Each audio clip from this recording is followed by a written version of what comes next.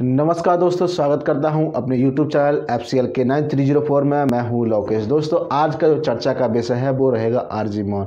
दोस्तों, आर्जिमोन क्या होता है, सबसे पहले हम जानेंगे इसके बारे में और ये अपना किस तरीके से काम करता है। क्योंकि ये आजकल जो मार्केट में जो तेल आ रहा है, जैसे वनस्पति तेल आ रहा है, डालडा आ रहा है, रिफाइंड आ रहा है और बहुत सारे ब्रांड तेल के आ रहे हैं, तो उसमें कैसे मिलाया जाता है, क्यों मिलाया जाता है, जानेंगे अपनी इस वीडियो में। तो दोस्तों, आज अगर हमारे YouTube चैनल पर आप नए हैं तो आपसे गुजारिश है कि हमारे YouTube चैनल को सब्सक्राइब कर लें और जितना हो सकता है इसे शेयर करें, अपने घर में, परिवार में सभी लोगों को बताएं कि इसकी क्या ज़रूरत है और इनसे कैसे बचा जाए।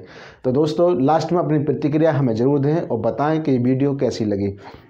तो आइए चलते हैं और जानते हैं इसके बारे में। दोस्तों, आपने देखा होगा कि जो सरसों का जो तेल है वो आज दुनिया में हम शायद मुझे लगता है कि भारत में सबसे ज़्यादा यूज हो रहा है, क्योंकि आबादी जहाँ पर सबसे ज़्यादा होता है वहीं पर इसका ज़्यादा प्रभाव रहता है। तो दोस्तों, आज हमारे ही देश के जो लोग हैं, जो मिल बना करके बैठे हैं, जो मिल बनाए हुए हैं, जो सरकारी महकमे में भी और प्राइवेट महकमे में भी, जौन से में भी ये मिल बने हैं, जहाँ भी मिल बने हैं वहाँ पर सबसे ज़्यादा आजकल जो आदमी हैं अपनी मुनाफा कमाने के लिए आजकल लोगों की जान किस तरीके से लिए जा रहे हैं।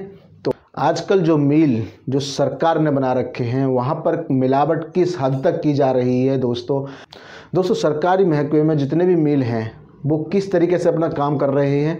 आजकल जो आप सरसों का तेल यूज कर रहे हैं, वनस्पति, डालडा और रिफाइंड जो आप घर में यूज कर रहे हैं, तो उसमें जो खुशबू के लिए मिलाया जाता है वो क्या मिलाया जाता है और आपको होने वाली कौन कौन सी इसमें नुकसान है। तो इसको देखते रहिए हमारी वीडियो को पूरा और जान लीजिए इसके बारे में। दोस्तों, जो सरसों का जो तेल है ये इसमें कभी भी इतनी चमक नहीं रहती है। दोस्तों, सबसे पहले हम इसके बारे में जान लेते हैं इसमें कौन कौन सी चीज़ें मिलाई जाती है। तो दोस्तों, आपने देखा होगा मोमी ऑयल इसमें मिलाया जाता है। मोमी ऑयल में कोई खुशबू नहीं रहती, इसलिए खुशबू के लिए आप जो मेरे पीछे ये चित्र देख रहे हैं, ये इस चित्र में पीछे इसी का जो फूल होता है उसके जो अंदर जो सरसों जैसा तेल बीज जो निकलता है उसी को इसमें पीस के मिलाया जाता है और ताकि उसमें खुशबू आ सके और जो पब्लिक इसे यूज कर रही है उसको खुशबू से ही पता लग जाए कि ये कौन सी ब्रांड है। उसी तरीके से यूज पूरे भारत में हो रहा है।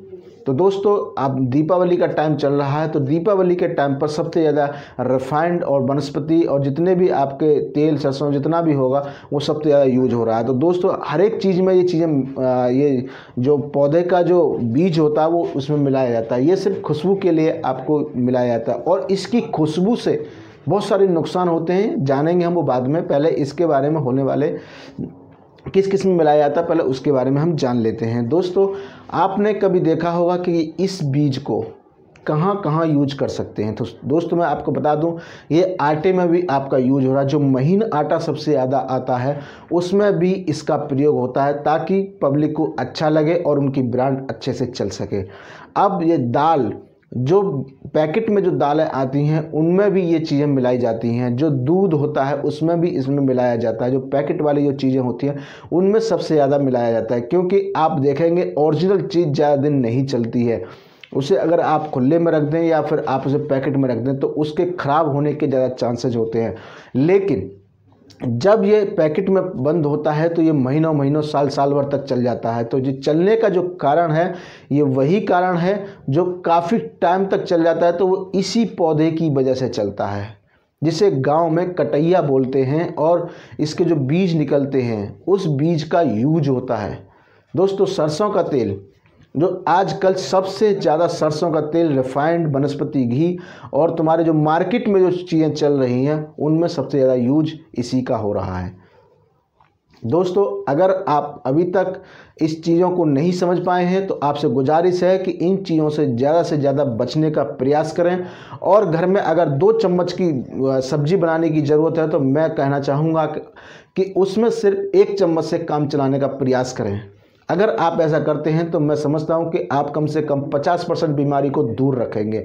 अगर आप ये सोचते हैं कि इन चीज़ों से सबसे ज़्यादा फ़ायदा होता है तो आप गलत हैं, क्योंकि आजकल की जो मार्केट में चीज़ें आ रही हैं वो बहुत ज़्यादा सैंपल जो पुलिस वालों ने उठाए हैं उनमें सबसे ज़्यादा खतरनाक चीज़ें यही पाई गई हैं और उनसे होने वाली बहुत ज़्यादा बीमारी भी है और सारे के सारे सैंपल फेल हुए हैं, कोई भी पास नहीं हुआ है। तो दोस्तों आपसे गुजारिश है कि मार्केट से सामान उतना ही लें जितना इसकी ज़रूरत है और घर में सिर्फ से जितना हो सकता है उसे कम से कम यूज करने का प्रयास करें।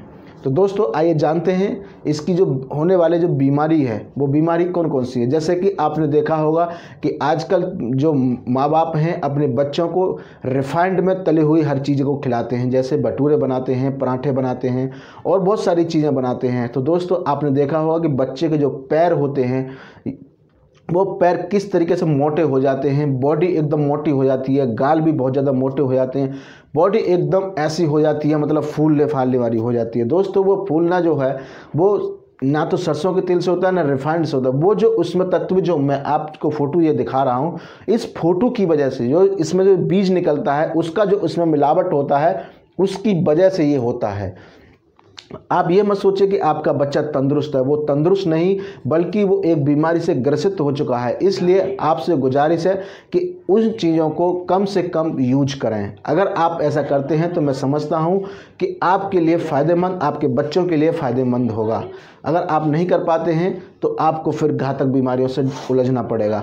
दोस्तों इसी प्रकार आजकल की जो महिला हैं उनमें किडनी की प्रॉब्लम है, लीवर की प्रॉब्लम है, हार्ट अटैक की प्रॉब्लम है, वो महिलाओं के अंदर सबसे ज़्यादा आ रही है क्योंकि वो सबसे ज़्यादा तेल को यूज करती हैं। जैसे कि बात करें तो हर रोज़ पराठे खाती हैं, हर रोज़ कुछ ना कुछ तला हुआ ऐसा खाती हैं जिससे उनका पेट भर सके और वो अपने मन को शांत कर सकें। तो मैं कहना चाहूँगा कि वो प्लीज़ उस शांत मन को करने के लिए आप कम से कम यूज करें और पराठे तो बिल्कुल इन रिफाइंड के और ना खाएं।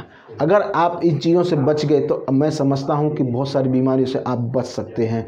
दोस्तों आजकल की जो मार्केट में जो चीज़ें आ रही हैं आप ये मत समझिए कि वो आपके फ़ायदे के लिए हैं। जितना हो सकता है उसे कम से कम यूज करने का प्रयास करें और जितना हो सकता है उसे अपना जो पुराने ब्रांड हैं, जैसे कि आप आटा ले रहे हैं तो मैं कहना चाहूँगा कि जो गेहूँ है आप उसी गेहूं को पिसवा करके अपने सामने उसको यूज कीजिए। तेल जो है अपने घर में इकट्ठा कर लीजिए, सरसों खरीद लीजिए और सरसों खरीदने के बाद उसको अपने घर में पिलवा करके रखिए।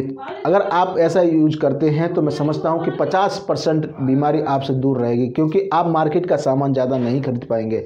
दोस्तों सबसे ज़्यादा लीवर में प्रॉब्लम हो रही है, किडनी में प्रॉब्लम हो रही है, खाना ढंग से नहीं पच पाता है, तो वो यही कारण है, इसी का कारण है। तो मैं आपसे गुजारिश करूँगा कि आप यूज ना करें। दोस्तों अब आप सोच रहे होंगे इसकी पहचान कैसे होगी, तो दोस्तों पहचान के बारे में मैं आपको बता देता हूं कि आप कभी भी अगर आप रिफाइंड लेकर आए हैं तो अपने रिफाइंड को आप अपने फ्रिज में 2-3 घंटा रखिए। अगर 2-3 घंटे में वो जम जाता है और ऊपर एक सफ़ेद लेयर आ जाती है तो आप समझ लीजिए उसमें वही चीज़ें मिलाई गई हैं, क्योंकि इसकी जो लेयर है वो वाइट होती है और वो वाइट इसी प्रकार से जम जाती है। दोस्तों जब आप तेल को उबाल रहे होते हैं यानी कि उसमें जब डाल रहे होते हैं तो उसमें एक लेयर बन जाती है वाइट सी कलर की और उसमें ऐसे इस तरीके से मतलब एक लहरा सी लेकर के घूमती है, वो ही मिलावट का मेन कारण है।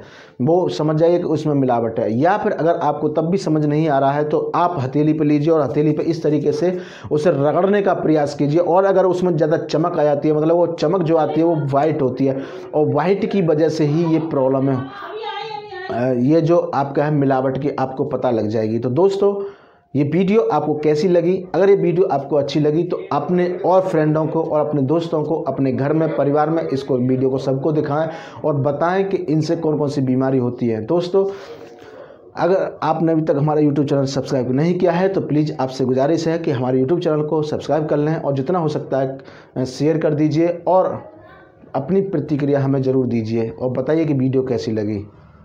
मिलते हैं अपनी नेक्स्ट वीडियो में, जब तक के लिए नमस्कार।